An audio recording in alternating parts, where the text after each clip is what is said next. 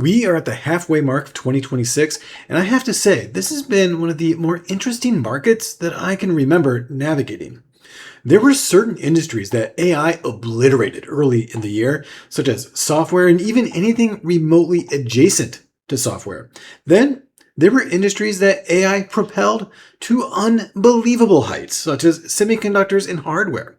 And it seems like each day, the market swings up or down 1% or 2%, with some stocks swinging 5 to 10% each day. And honestly, the quality investor portfolio reflected this market of extremes in the first half. Despite this, it performed better than I expected, and you'll see what I mean in a moment. This is my quarterly check-in. How did the markets do? How did I do? And what is my investing strategy for the second half of 2026. I'll also give a quick refresher on my return methodology before we get into the actual numbers to give context to the comparisons you're about to see.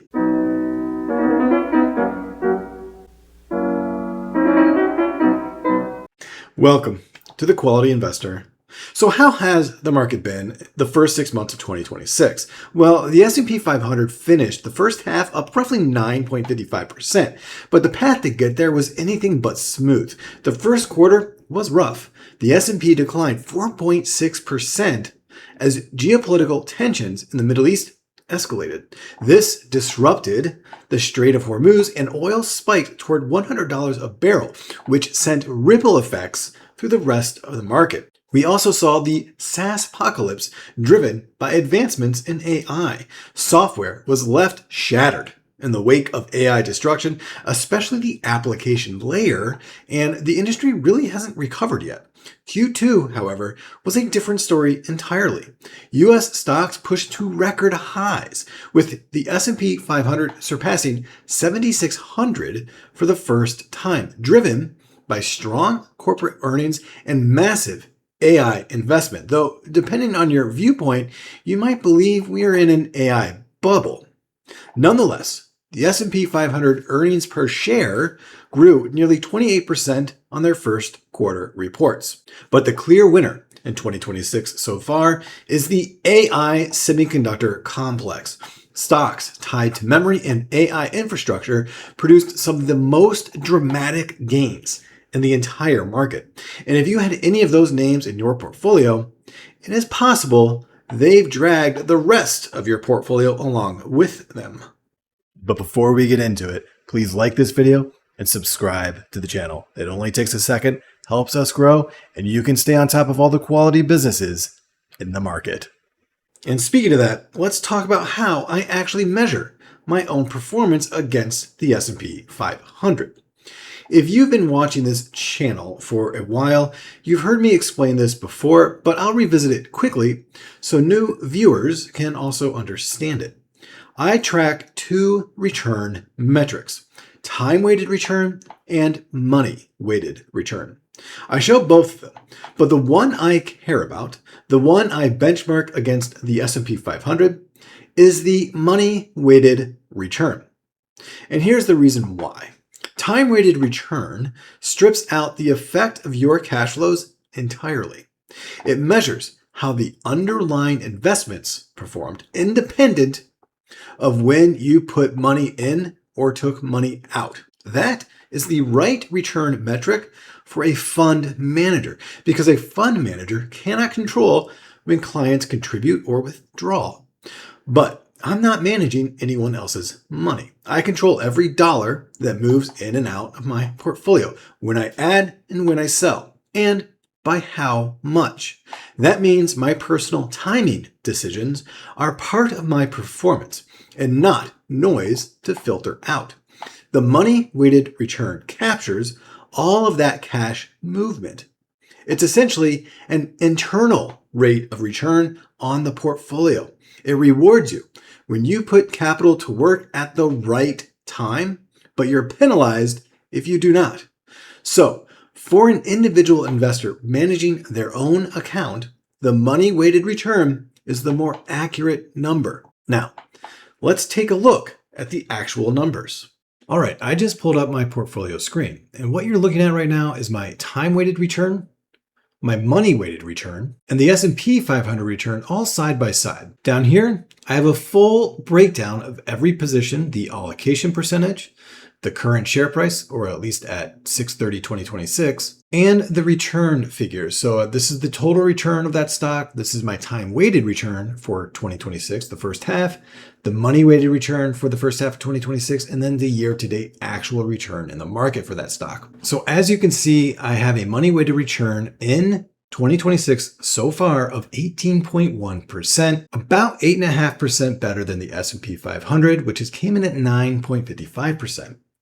My time-weighted return sits at 9.87%, slightly ahead of the S&P 500. And this is for every stock that I owned at any point in 2026. So you see at the bottom here, I have 4 stocks with a negative money-weighted return, but nothing else. These are the 4 stocks that I sold. I sold Adobe, Airbnb, Tesla, and Ulta Beauty. I'll talk about why more in a second. Now, I mentioned earlier that the AI stocks was what was driving the market as a whole. And in my own portfolio, I actually own one of those big drivers, and that is Applied Materials. You can see that the money-weighted return in 2026 for this stock is at 182%.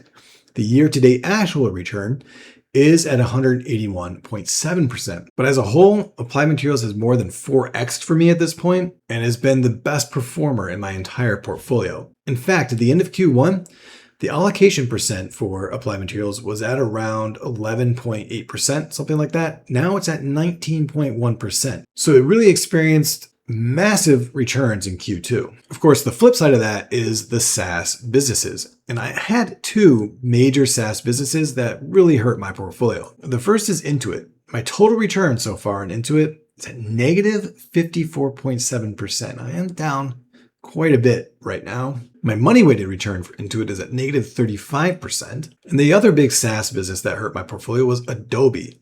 I ultimately sold Adobe at a pretty large loss. My money-weighted return by the time I did sell was at negative 28.3%. I sold Adobe because I believe there were better opportunities in the market at that point. And honestly, I didn't feel like waiting out the stock to get a positive return ultimately. I am, however, going to wait out Intuit. I do believe that Intuit still has a lot of potential in the AI world.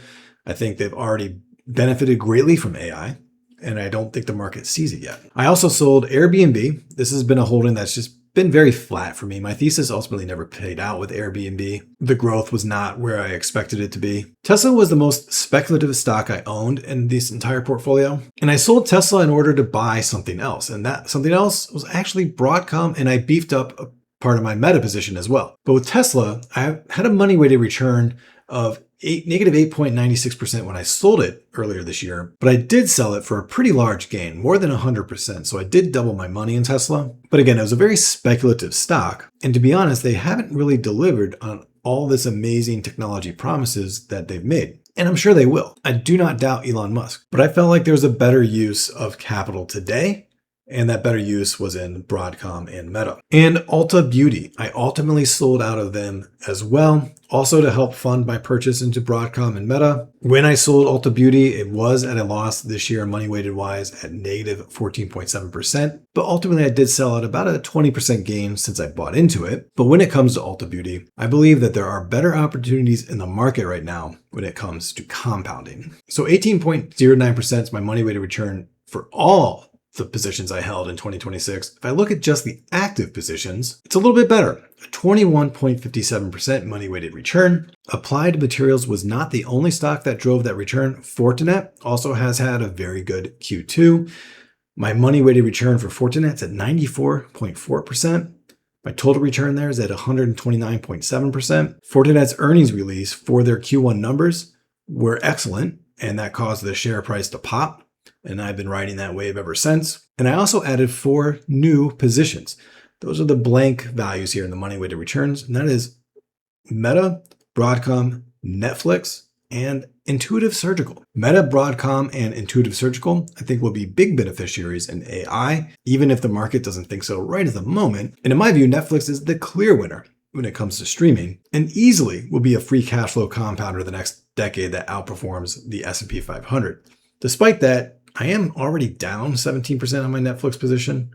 For some reason, they are not favored by the market right now. Despite a very good Q1 earnings, they've just kind of been falling ever since then, even after getting a nice pop when that Warner Brothers deal fell through. But I am down slightly on Meta, Broadcom, and Intuitive Surgical. So that is the story of the first half of 2026. My gains almost entirely driven by Applied Materials and Fortinet. As for the rest of 2026, aside from the fact that I want to get a little bit help from the rest of my portfolio, I'm quite pleased with my portfolio composition now. I have 15 stocks, and all 15 stocks I believe will outperform the S&P 500 in the next decade, as well as being solid free cash flow compounders. And I don't have any plans to add a new stock to my portfolio anytime soon. Any cash that I do get, I'm going to be using that to buy 4 stocks in particular right now. And that is Amazon, MasterCard, Meta, and Broadcom. MasterCard, Meta, and Broadcom, I believe, are very undervalued at the moment.